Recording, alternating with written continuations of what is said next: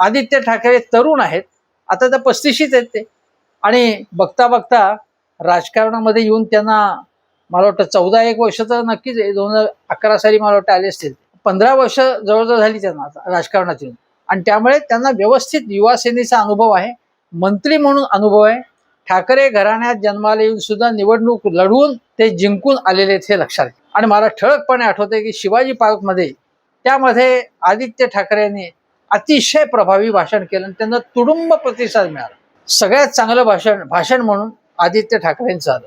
जो मुंबई महानगरपालिकेतला रस्ते घोटाळा, खड्ड्यांमधला घोटाळा, मुंबई महानगरपालिकेची तिजोरी लुटण्याचे जे प्रयत्न चालले ते त्यांनी चांगल्या पद्धतीने आतापर्यंत मांडले.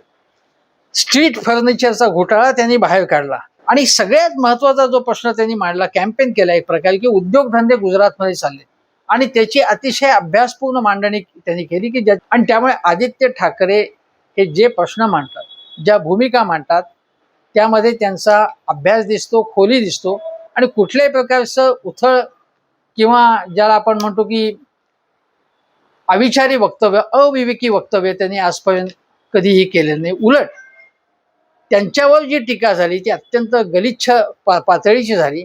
त्या टीकेला सुद्धा त्यांनी खंबीरपणे त्या उत्तर देण्याचं टाळलं, आणि एक खंबीर राहिले मनाने